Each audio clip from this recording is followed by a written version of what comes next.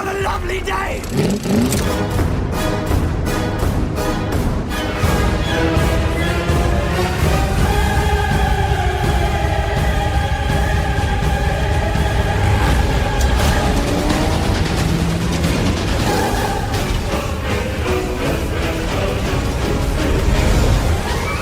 Welcome to the Mad Max Minute Podcast. I'm Rick. I'm Julia. And today we are watching 2006's Happy Feet. Yay! So, the original plan for this week was to watch 1987's Kangaroo. But I had a really hard time finding a copy of that. And so we were going to default to 1952's production of Kangaroo. But then Julia brought up the point that Happy Feet is directed by George Miller, and that is a direct line of connection from the Mad Max series to this CGI Dancing Penguins movie, which admittedly I've never seen before. So this is fresh for me. Once I knew that you had never seen it, I'm like, okay, it has to be on our list sometime.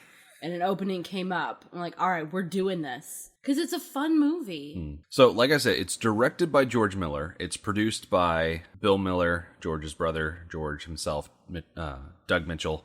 Written by Warren Coleman, John Coley, George Miller, and Judy Morris. So, George Miller does triple duty here. It stars Elijah Wood, Robin Williams, Brittany Murphy, Hugh Jackman, Nicole Kidman, Hugo Weaving, Anthony LaPaglia, Magda Zubanski, and Steve Irwin. Let's see. Music was by John Powell and Gia Farrell. Cinematography, David Pears. Produced by Animal Logic, Kennedy Miller Productions, Kingdom Feature Productions, Village Roadshow. It was released in North America in November 2006, Australia, December 2006, and made $384.3 million on a $100 million budget. So not bad. Not bad at all. I was a little curious as to why George Miller would make a dancing penguin movie. So luckily for me, Wikipedia has a little production section on the entry for the movie.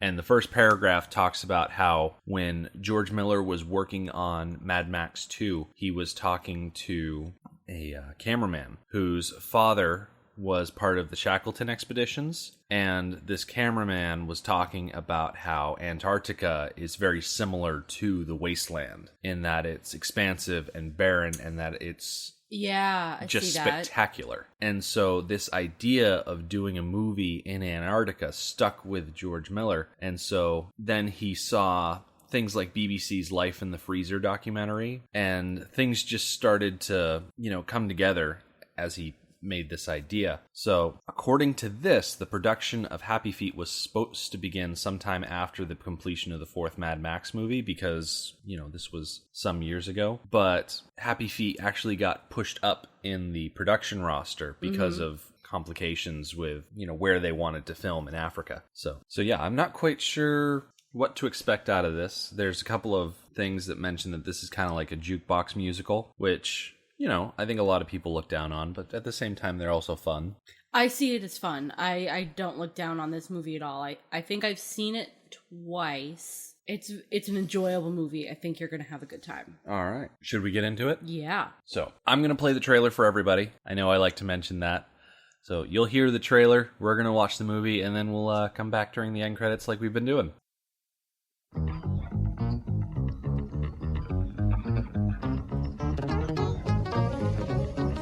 Every penguin has a soul. Don't push me, 'cause I am close to the edge. I'm trying not to lose my head. What you doing with your feet? I thought it was kind of cute. But it just ain't panther, okay?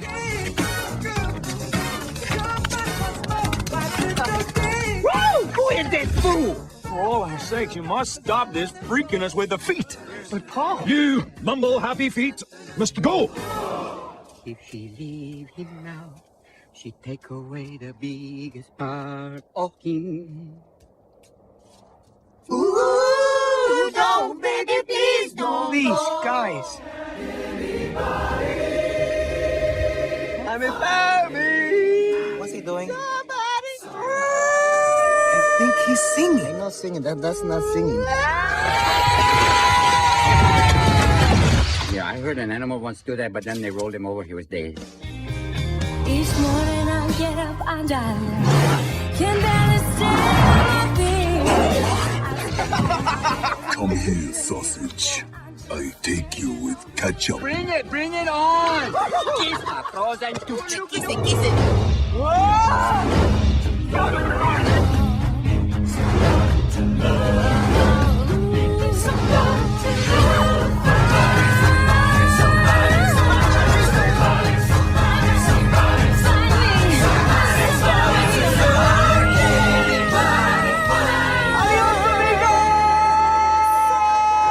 I'm gonna be telling your story, Happy Feet, long after you gone. Jumping time. Okay, ready. Okay, ready? I can do this. I got to trick myself. Boy, look at that. What?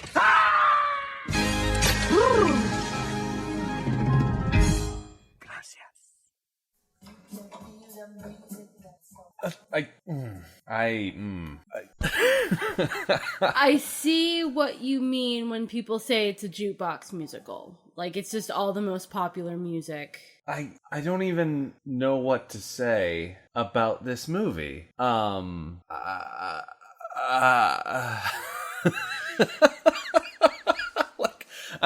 I'm literally speechless about what to say about this movie. I don't even know what to think of it. It's a bit like the ending of Grease, where you have these two parties who aren't compatible, and instead of one of them changing who they are for the other one changes who they are for the one. Like, nobody should have to change who they are. That's not even it. It's just... Okay, first and foremost, it's an hour and 39 minutes, an hour 40 minutes. Yeah. It felt so much longer. Yeah. It did feel a little long. Like, yeah, I'll give you that. At the risk of making a terrible pun, sometimes the pace just felt glacial. Like, visually, it was spectacular. If you look at the landscapes and you look at the particle effects and all of the sweeping establishing shots, they were gorgeous. The penguins starting to look a little dated. This movie was from like 11 years ago. Yeah. 2017. Yeah. What year was it put out? 2006. It's right there on the screen. All right.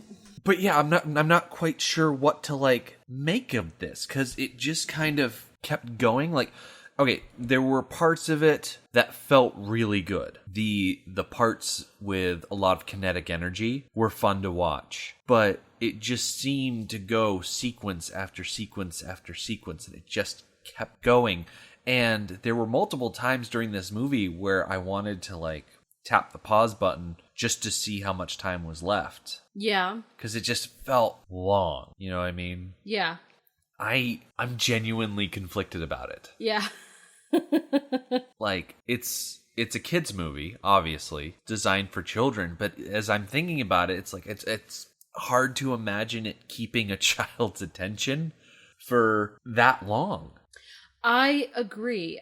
I wonder how this went over with children. Well, we'll have to get into the reviews after we go through the plot, because we always go through the plot. So let's touch on that.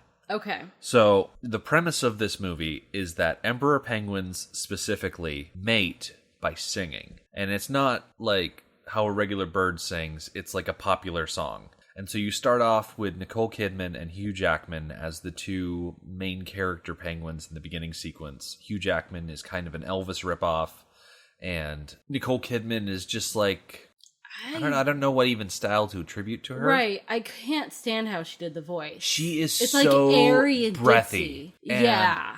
Like, it's like the stereotypical woman that you would think of pairing with Elvis. I was kind of distressed by how shapely they made the female penguins in this movie. Yeah, they're quite busty. Like, and I mean, it's like taking Jessica Rabbit and like making her arms flippers and her shortening up her legs by like 90%. Yeah. Like, it was really just strange to see. And the voice, like you said, that she put on, it was just, I don't even know, like, it's another thing where I don't even know what to think of it. And, I mean, Hugh Jackman did a good enough Elvis impression. I wouldn't say that he'd make it at a wedding chapel in Vegas, but you could definitely tell the inspiration for that character. So, Memphis, who is Hugh Jackman, and Norma Jean, who is Nicole Kidman, they sing the song to each other and they make an egg. And as is the way with emperor penguins, the females go off to hunt fish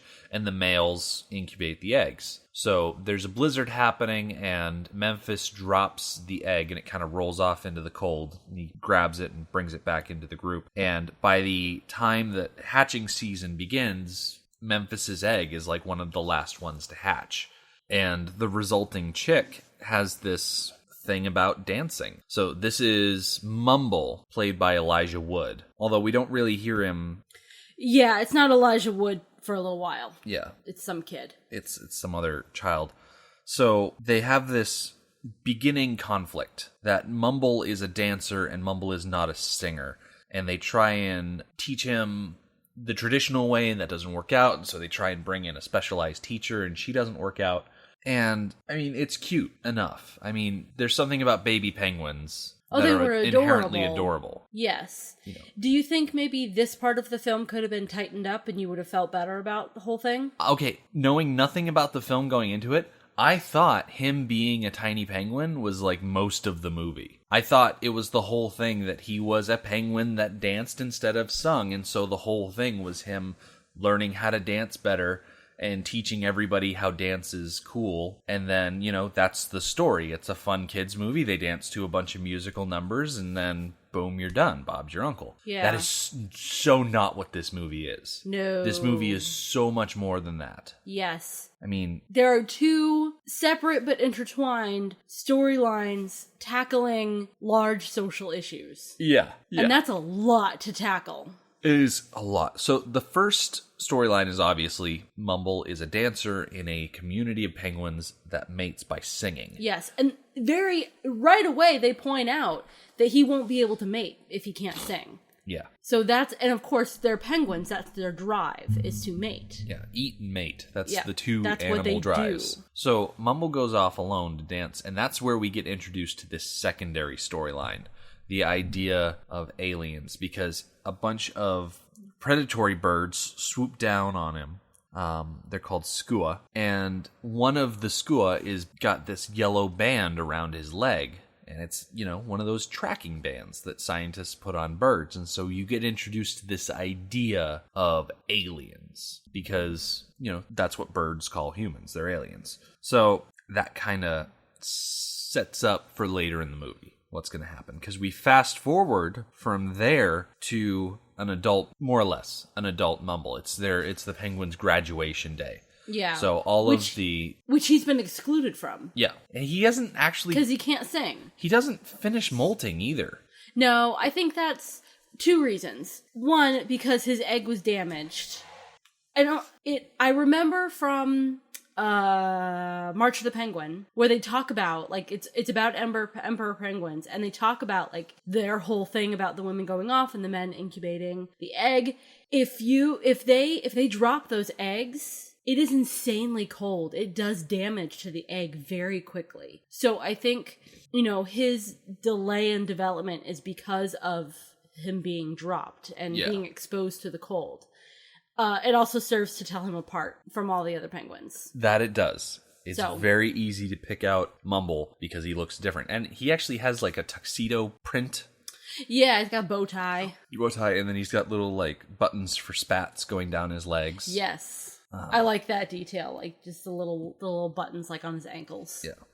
So Mumble is initially excluded from, you know, the go out and hunt party thing that the juveniles are going off, but he just follows after them anyway. Yeah, he's got ambition. He does, and he has a spirit that he doesn't let be dampened by everybody else's attitudes. Yeah. Which is good because he needs that. Yeah.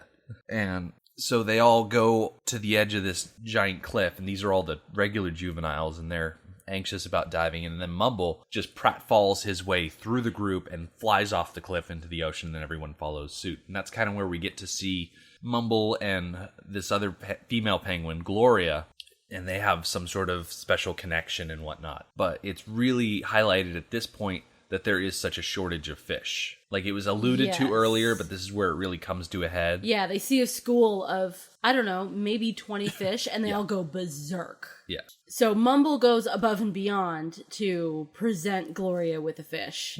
And she's politely refusing the fish. Like, no, you caught the fish, it's your fish. And he goes through quite a bit to keep the fish. And at the end, he does a funny little thing. He's like, just take the damn fish. Yeah. And she's like, okay. So later that night, I'm assuming, Yeah. it might be like days from now, I don't know. It was day, now it's night. And all of these juvenile penguins are gathered up on this iceberg, and they're singing a song, and poor Mumble, like, he wants to participate. Yeah, he feels the same thing that they feel. But every time he opens up his beak, it's just this horrible squawking sound that we typically associate with emperor penguins, Right. because With we what they don't actually speak sound penguin. like. Yeah. So dumb. Anyway, so all of the other penguins say, hey, you're awful, get out of the group. And so he's left alone floating on this little iceberg, and that leaves him vulnerable to probably the most ferocious looking seal you will ever see. Yeah. Like, okay. It was really quite scary. Yeah. Like, think of a child seeing that scene. Yeah. That was scary. Yeah. Seals are, to us as humans, really dopey. Yeah, they're kind of lame. You know, they're just kind of torpedo-shaped blubber with fins and teeth and whatnot. And they're really ineffective at doing most things out of the water. Right. Which is a plot point later after the initial attack scene. But if you ask me, sea lions are way better than seals. Yeah. And that's always a thing that I've held to. And if Mumble had been attacked by a sea lion, he would have been dead meat. Oh, yeah, absolutely. Yeah, there would have been no escape. But because it's a seal, you know, we're able to have the rest of the movie. But there is a pretty intense chase scene where this leopard seal, as it turns out, it's a leopard seal, is trying to eat Mumble. And so he is running away through the ice and the craggy bits and whatnot. And he eventually bursts out of the ice, lands on a surface, and the leopard seal bursts out of the water, lands on the ice, and cannot move. Because it's a seal, and seals are dumb. He can like lunge forward, and he goes like a foot and a half. Mm-hmm. Otherwise, he's just flopping around. Yeah. And it's comical, and that's where we meet the group of what kind of penguins? They are Adelie penguins. Yep. The Latino penguins. They are called the Amigos, and there's 5 of them. And Yep. I don't know why, all of a sudden they have Spanish accents, but, you know, that's what it is. And so their introduction is pretty great because they get introduced making fun of the leopard seal. Yes. And anyone that makes fun of seals is okay in my book because seals are dumb.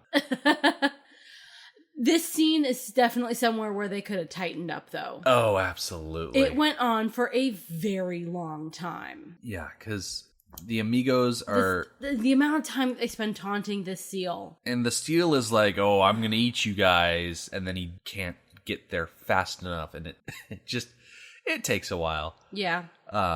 Yeah. They could have taken out probably 2 or 3 minutes. Oh, easily. So these penguins, they like the fact that Mumble dances. Yes. Because Adelie penguins are nest builders, and they build up the rocks of their nest to attract mates. But this specific group of penguins, they have no interest in that, so they're not really getting any. But they like the fact that he dances, and so they learn a few dances from him. He learns confidence from them. They all work together. But as they go, somehow an avalanche starts. I don't quite remember how. I know there's at least one time where they cause an avalanche, but I don't remember if it's this time. Is it just that they're sliding or something like that? I think they're just sliding. Because that's their fastest way of getting around is sliding on their bellies. They cause an avalanche, and this causes a big chunk of the iceberg to break off, and sitting on that chunk of iceberg is an excavator, like a big tracked excavator. Yes. And so this is really Mumble's first exposure to human-made equipment. Yes. And it almost kills him. Oh, yeah. Like, he comes in close contact with this thing. And so he is now incredibly intrigued by the existence of something like this. And so he now has this drive to figure it out. And so the amigos say, oh, well, if you want an answer, you go talk to Lovelace, who is a rockhopper penguin. So they take a pebble as tribute, and they jump in line, and they go talk to Lovelace, and he's this rockhopper penguin with this 6-pack ring around his neck as his, like, talisman of enlightenment or something like that. And they start asking about aliens. And the character of Lovelace is our narrator throughout this whole movie. Yes. And kind of feel like it was an excuse to have Robin Williams voice more than one character. Yes. Because he's Ramon of the Amigos, and he's Lovelace, the rockhopper penguin. Which I'm cool with him being two characters, but Lovelace, not as the narrator, as the character, had plenty of lines, and had plenty of stuff to do, and plenty of opportunity to show his Robin Williams-ness. So, not sure why he was additionally the narrator. Yeah. Although I had nothing against him being the narrator. Yeah, I was fine with that. The addition of Love, I feel like it's just, there are a lot of characters in this movie. A lot. Yeah. Of characters in this movie. While we're in the introduction to Lovelace part, something that I really appreciated about Mumble is he immediately makes the connection that the bird he was talking to as a child referred to them as aliens, and Lovelace refers to them as divine something. Like divine beings. Like divine like beings. Mumble immediately recognizes that those are the same people. Yeah. And he sees a different framework that two different people with two different experiences put that in, and immediately switches over. He doesn't ask Lovelace about aliens. He asks Lovelace about divine beings and where did you meet them and what were your interactions with them. Yeah. I appreciate that he was smart enough to see that those are the same people. I was say, he's a clever boy. He is. For sure. And what comes next, after they leave Lovelace and go back to the regular Emperor Penguins, Yes. that's a pretty clever thing that him and Robin Williams' amigo character, Ramon, think up. Was there something you wanted to say before we leave Lovelace? The introductory Lovelace scene could have also been tightened up. Oh, yeah. Pretty much every scene in this movie. Just could have been tightened up. Yeah. Yeah. I think they were shooting for that hour 48-minute runtime, and, they padded. They padded the movie. So we go back to the Emperor Penguins, and they do I know this from Roxanne, the movie, but it's from Shakespeare, right? This kind of setup. You mean the Cyrano de Bergerac move? Yes. Is that Shakespeare or is it somebody else? I'm not familiar with the original source. I know it from the movie Roxanne. Cyrano de Bergerac is a play written in 1897 by Edmund Rostand. Although it was, okay. Everything that's, old and poetic, I just assume it's Shakespeare. Yeah, although there was a real Cyrano de Bergerac, the play is a fictionalization of his life that follows the broad outlines of it. So the idea of Cyrano de Bergerac is that he is an incredibly ugly person, and to go along with his ugliness, he has this amazing penchant for beautiful words. Yes. And so, as a way to woo someone, he uses a handsome person to say his words for him. And you say you recognize this technique from Roxanne. I recognize it from Singin' in the Rain. Ah. Because it's the exact maneuver that they use. It is. When they introduce the talking pictures. Yes. You have Which one is person the impetus lip for the sync. entire movie. Yeah. You have one person lip sync while the other person speaks into a microphone elsewhere on set. Yeah. So Mumble is lip syncing while Ramon is behind him singing this Spanish language version of My Way. And Gloria is not fooled. Mm-hmm. And once she, once it's laid out what Mumble did, what the setup was, she's treating it like he did something horrid. Yeah. And I disagree. Just because he can't sing doesn't mean he doesn't have a heart song. Just because he can't sing it doesn't mean he doesn't feel things in his heart. So having somebody else sing a song that he wants to sing but can't, what's wrong with that? I think what's wrong with that is that multiple times before she found out the truth, she asked, "Is this you singing?" And That's he said, true, "Yes, because it is." he lied. When it wasn't. That's true. He lied. Yeah. So I think that's where he went wrong. But despite that, as she's walking away, he starts dancing. And his dancing kind of lines up with her song. Her heart song ends up being Boogie Wonderland, which, how appropriate, that the dancing penguin and the penguin who sings Boogie Wonderland would be compatible. Right. So they all start dancing together, and then that inspires the other penguins around them to start dancing, and the elder penguins are just appalled that this would be happening. Like, they are so set in their ways and whatnot that how dare they dance. And they are so outraged that they actually just exile Mumble. Like, they kick him out of the group. And they do so by accusing him of being the cause of the lack of fish. Yeah. Which they just pull that out of their butts. Yeah. Which Mumble calls them on. He's intelligent. Seems to be more intelligent than a lot of the other ones.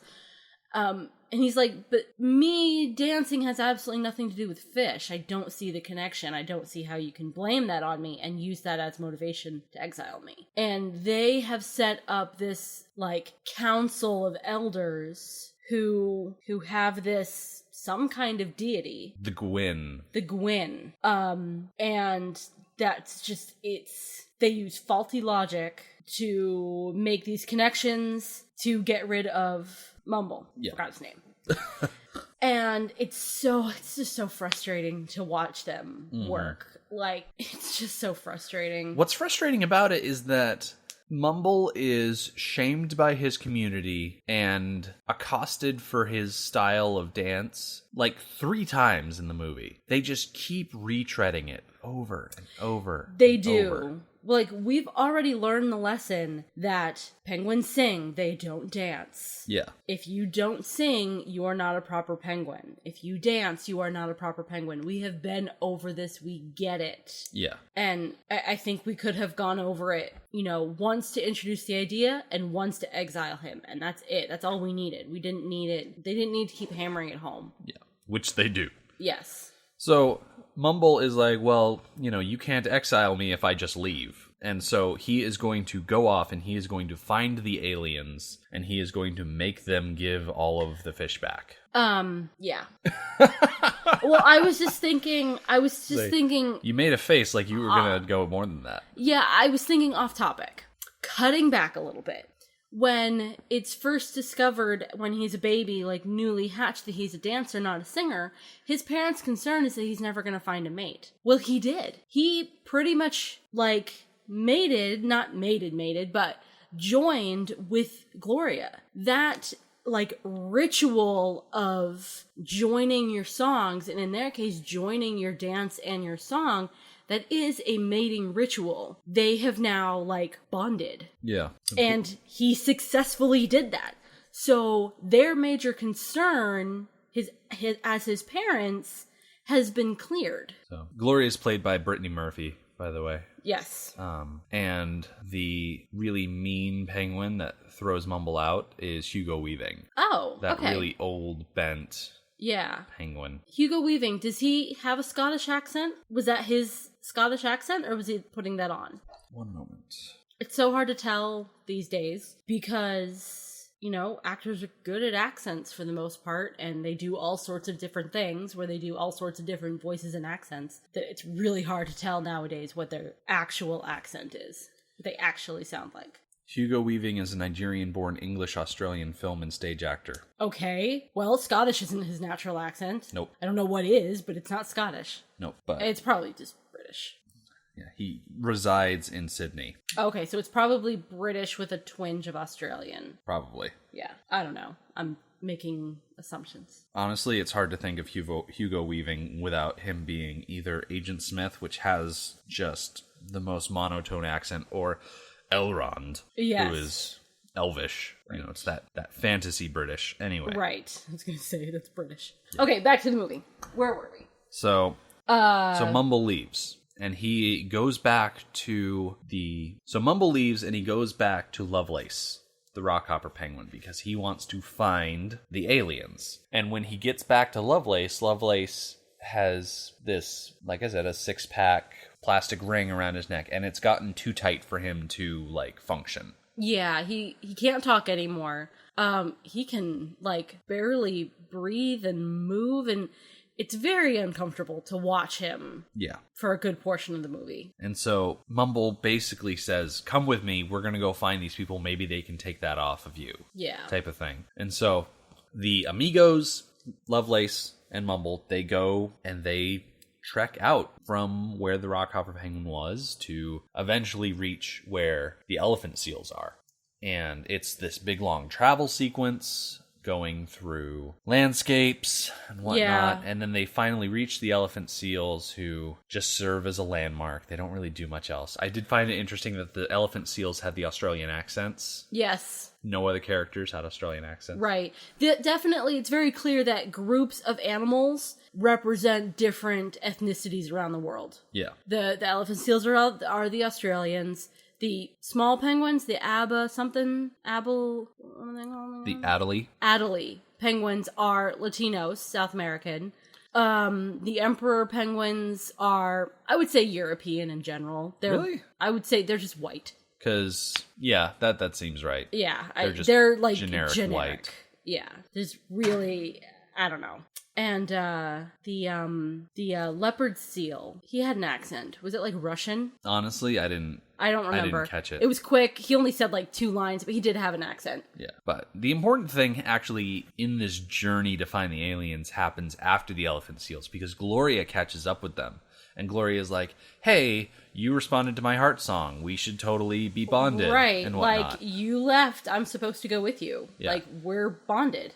But they don't make that clear. And I'm kind of disappointed because this bonding is a large part of their culture. Yeah. Like, it's the point of their culture. And they bonded. And that doesn't seem to have any bearing. She just wants to be with him, but she never says, hey, we're supposed to be together now. And then we have this scene where Mumble is like trying to send her away, and he's doing it in the most cruel way possible. Very stereotypical. I found he does it very unenjoyable. He does it by like insulting her and ridiculing her, and like all the things that he does, the things that men do when they're disrespecting women, like, stereotypically, very generically.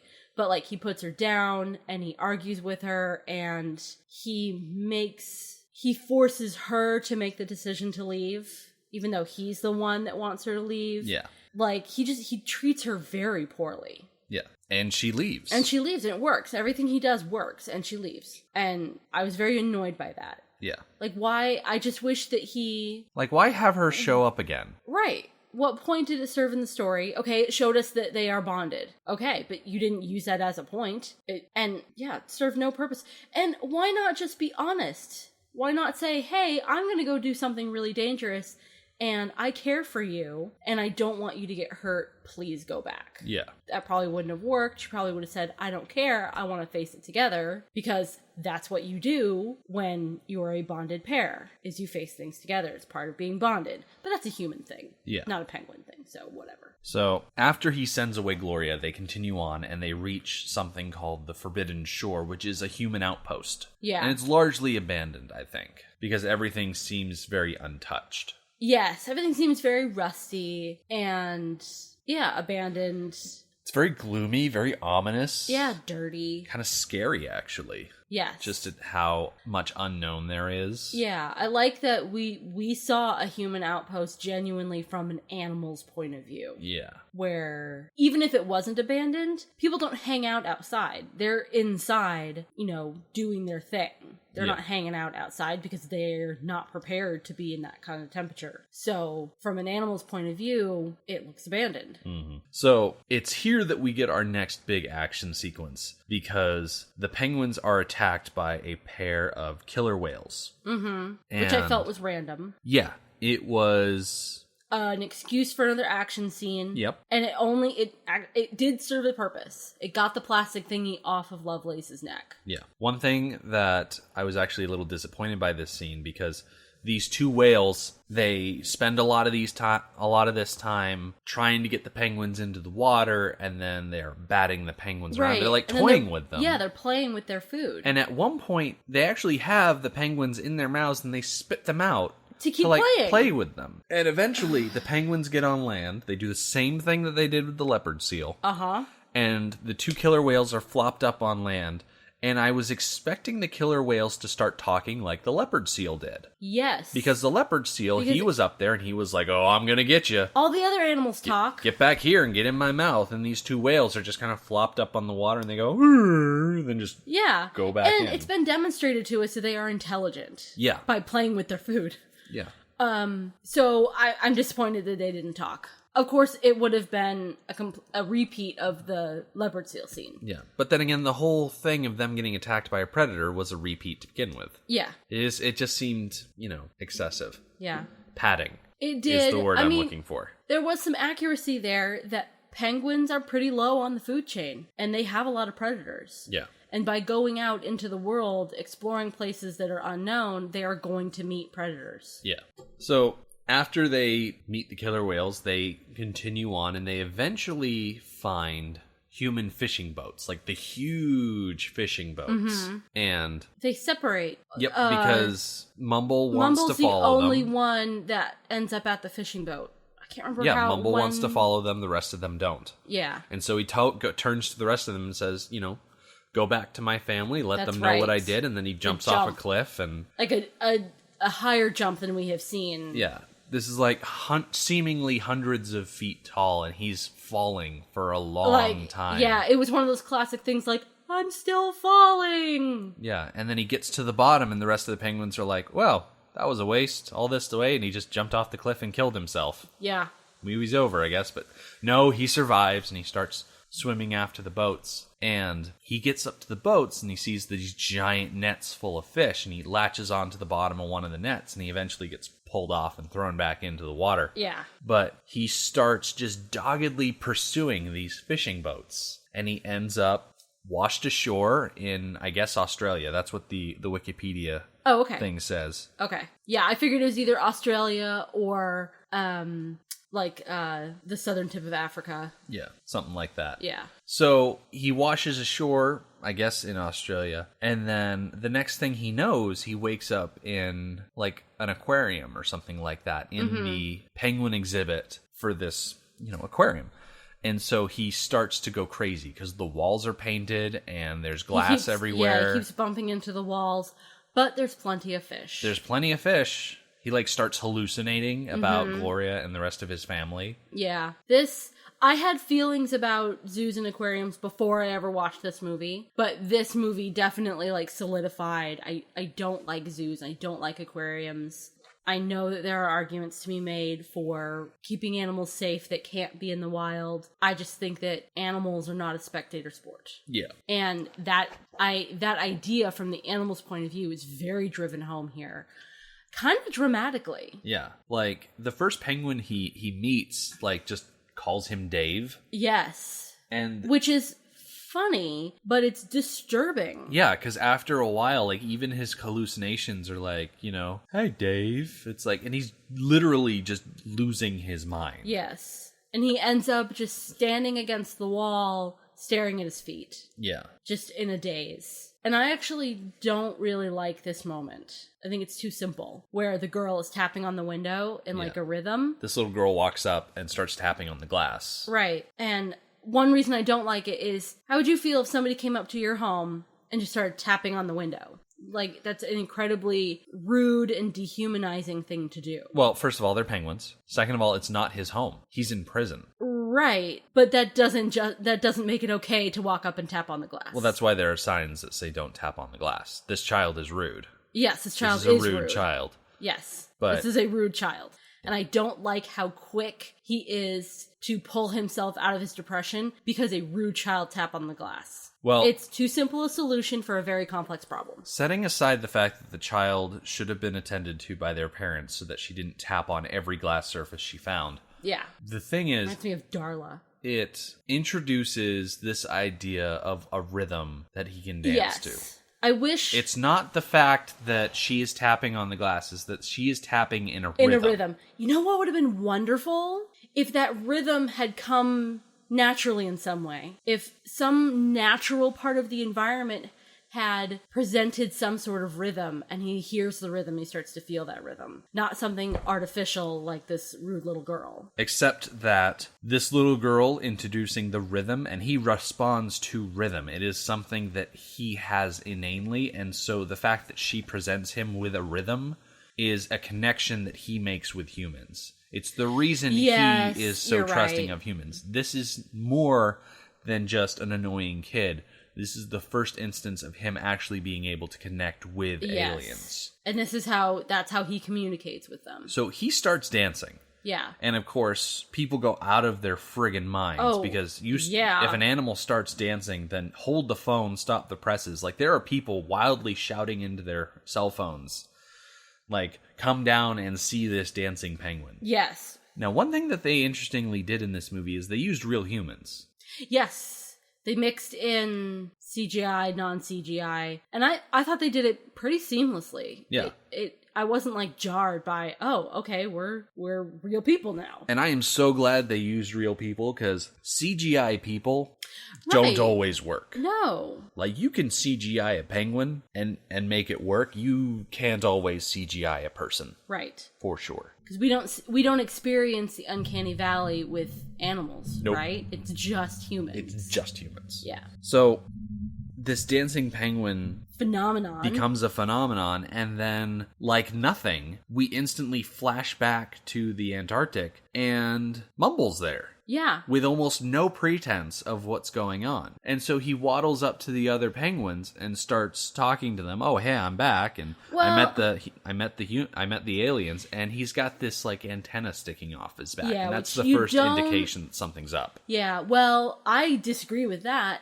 When he turns up, I got the sense that he was like brainwashed almost. Like the way he was talking. Yeah. The tone in his voice, it was very like monotone. It seemed like he was brainwashed. And they don't follow through with that idea. But the way he turned up was very odd. Yeah, I didn't get that sense of him being like mentally altered or anything. I just thought it was incredibly sudden with no pretense. Yeah. Because him getting out to the alien territory was a big deal. Was a huge ordeal. And the fact that he just warped right back, it seemed incredibly convenient to me. Yeah. So, like I said, he's got this antenna on his back, and it's from a tracker. Like, he's been tagged by the researchers at the aquarium so that they can find him. And so he comes back, and there's this whole thing about how the elders don't trust him because he's got the tracker on his back, and how dare he lead the aliens back to their home. And he's like, valid.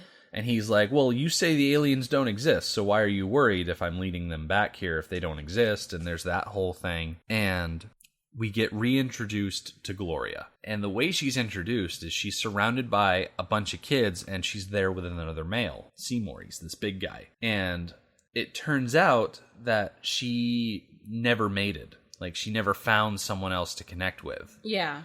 Because Mumbles left, I guess. Because so is true love. And then there's a thing where Mumbles and his dad reconnect, which is and they dance. What it is. So this is like the Grease scene for me. Yeah. Where Mumbles comes back and he tells them that he communicates with them through dance. They're coming, so we all have to dance. Yeah. To communicate with them. And so everybody has to change who they are for the sake of Mumbles and the humans. I do not like that. Well, here's the thing. You can dance and sing at the same time. It's not one or the other. Right. Which is an issue for me throughout the entire movie. They don't have to completely alter their way of life just because one penguin dances. Like, I feel like the main problem in this movie is just blown so far out of proportion. Yeah. Like, it just... And it comes out to be useful at the end because, you know, Mumble reconciles with his dad and he gets all the penguins together, and all of a sudden this giant helicopter shows up and these researchers pop out to videotape the penguins, and the penguins all start dancing and whatnot. The thing that really stopped me and just made me so speechless at the end of this movie is that these researchers videotaping all these penguins dancing sparks off this huge international thing, this international montage of people talking about how they need to stop fishing in the Atlantic, and there are riots, and there are people arguing back and forth with each other. Right. And it's this huge thing, and I'm like, what is this? The opening montage from Mad Max 2? It's like, did the world go to war because of fishing? Like, is everyone all upset? Is Happy Feet a prequel to Mad Max 2? Like, are people so upset about not fishing the Antarctic that the world goes to war? Because that's how it felt. I'm disappointed that it took dancing penguins. I'm kind of stuck on the dancing thing. Yeah. Okay. Mumble's got attention because he was dancing. Yeah. And I think that attention is what drove, and we don't know because I completely skipped this part of the story. I think that attention is what got him sent home. Yeah. Because researchers wanted to know where his group was so that they could research them. Right. When they got out of the helicopter and they saw the large, very large group of emperor penguins, they did not already have their video cameras out.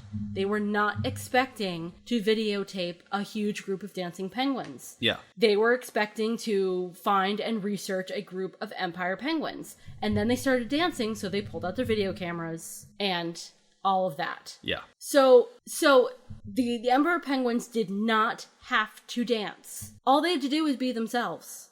That's what the researchers wanted. They wanted to research emperor penguins naturally in their natural habitat. That's why they sent Mumbles back. And I wish that they hadn't danced, because the concern that the rest of the world showed for when they realized that there are these large groups of animals using these fishing grounds, and us also using these fishing grounds, is disturbing. That should have been enough. But then you throw the dancing thing in there, and it's all of a sudden all motivated by cute dancing penguins. Yep. And it shouldn't be. We should be motivated by other living things and us taking their food away. Well, unfortunately, that's not how it was. No, because that's not how it is. If those penguins that hadn't happens been in real dancing, life, and we don't care. No one would have given any mind to the penguins if they didn't dance. I don't like it. Well, you don't have to like it. It's a kid's movie. Yeah. That's why I don't. That's why I'm not bothered. That's why I'm not bothered by the fact that I didn't really enjoy the entire movie, because the whole time, it wasn't meant for you. Every time I got to a point where I was bored or it didn't appeal to me, I was like, it's a kid's movie. Yeah. Kids would be interested right now. Yeah. Kids love the amigos and their constant jokes. Yeah. And they do an awful lot of like sliding on their belly scenes. Yeah. That's their action. Mm-hmm. So that's pretty much the end of the movie. This film opened at number 1 in the United States on its first weekend of release. It grossed $41.6 million and beat Casino Royale for the top spot. That's something. Yeah. It remained number 1 for the entire Thanksgiving weekend, making $51.6 million over the 5-day period. Yeah, because it's a family holiday. Yeah, it was the top grosser for 3 weeks, beating... You can't take the entire family to see Casino Royale. Yeah. In total, the film was a top grosser for 3 weeks, a 2006 box office feat matched only by Pirates of the Caribbean: Dead Man's Chest. Let's see. Happy Feet was the 3rd highest grossing animated film in the US behind Cars and Ice Age: The Meltdown. Yeah. At the time? Just in general. Oh. Since this article has been upgraded. Oh, okay. I find that surprising. Because, there's so much good animation out there. Especially as of late. Yeah. Once Pixar really got going, and there's just so much good animation out there now. Yeah. So Rotten Tomatoes has this film at a 75% certified fresh score based on 161 reviews, which is an average of about 6.9 out of 10. Yeah, I can agree with that. 75. Yeah. The sub proper. So let's see. David Edelstein of New York Magazine /Vulture says, you should see Happy Feet not only because it's stupendous, but also because it features the best dancing you'll see on the screen this year. Whereas Andy Saris from the New York Observer said, I was enchanted, entertained, or even diverted for its 108-minute running time. Not really. It's got people divided, Yeah. Like, when you go down to the audience reviews, Like, one person gives it 2 stars. They say it's an animated film that, though it tries hard, it is difficult to like or enjoy it, while, the next person gives it 3 stars and says, good animation about penguins. Penguins sing to attract their soulmate, but Mumble can't sing, so he tap dances. Famous voices all around. It's a kid's movie. Yeah. It's a kid's movie. What more can you say than that? So, if there was anything about this movie that stands out as your favorite part, what would it be? Oh, dear.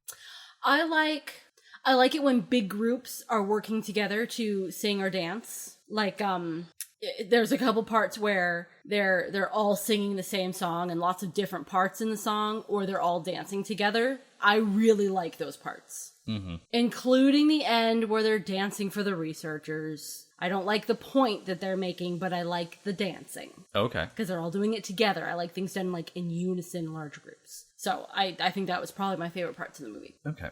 My favorite part of the movie was definitely the landscapes. If you take the shots of the landscape, they're all white and covered in snow. Color shift that to being brown, and it reminds me of Mad Max Fury Road. Mm-hmm. There's one scene in particular where the penguins are trying to cross a windswept plain, and there's just particles of snow like pushing them and making it hard for them to walk. That wide establishing shot of the snow blowing up over the ridge and across the thing. That was a beautiful shot. That was a Fury Road shot right there. Yes, it was. The desolate wasteland with the wind blowing the particles around. Yes. Contouring to the land. Yeah. If you can hear wind in the background, we have the window open because it's a beautiful day. If you don't like nature, I can't help you.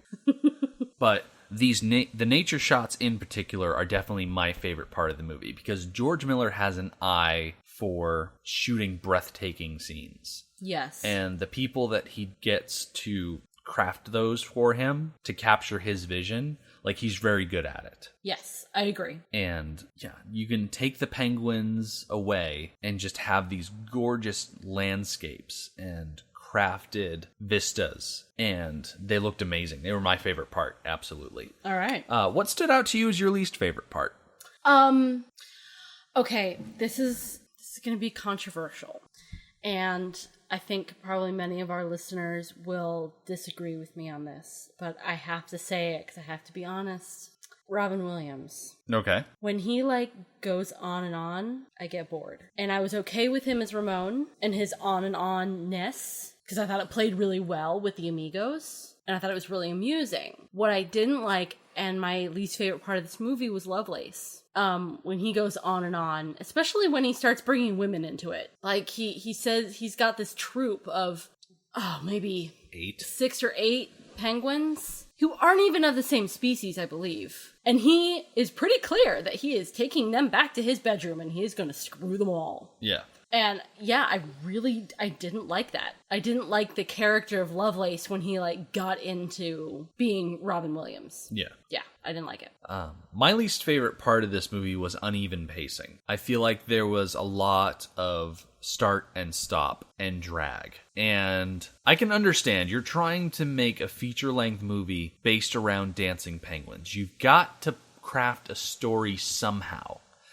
I just don't feel like that story was compelling enough to drive it forward. I feel like they could have done either more with less or just paced it better. Like, balance things out so you don't have these intense scenes of kinetic action followed by these slower strips of just things grinding to a halt. And I know people can say something like that about Fury Road, that there are intense scenes of movement followed by things that just grind it to a halt, but there's a consistent tension and drive throughout the entirety of Fury Road that is not here in Happy Feet.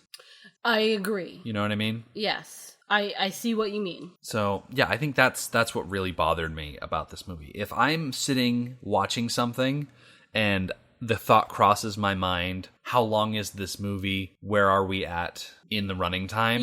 That's a mark against it in my book. Absolutely. You know? And that's exactly what happened with me and Happy Feet. So, would you recommend someone watch this movie? Yes. I know that I have pointed out flaws and things I don't like about it, but overall I do like this movie. I think I see more of its flaws from this viewing than I had before, but I still like this movie. I still think it's fun. Even through the grinding to a halt, which I do feel like I did wonder at one point. I did wonder about how much time was left, but overall, I still had a good time. Yeah. So I would recommend. I mean, it's not, obviously it's not for everybody. No movie is, but yeah, I would recommend it. I don't feel the same way. I can't look someone in the face and recommend they watch Happy Feet. Yeah. It's a no for me.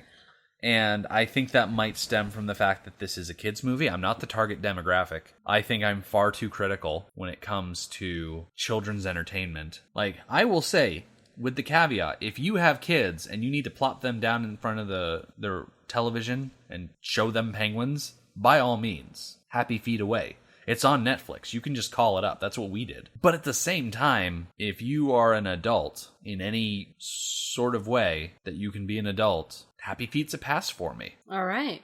Put the kids in front of it, go in the other room and read a book. I think this is the first time that we have disagreed on a movie. It's okay.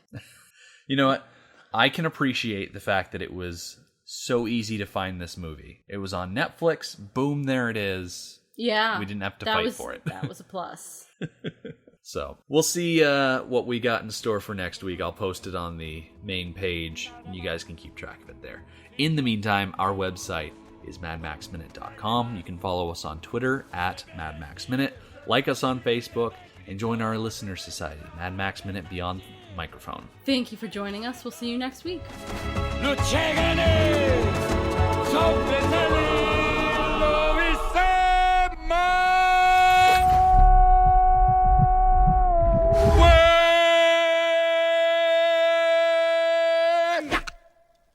Hello. I know size can be daunting, but don't be afraid. I love you. I love you!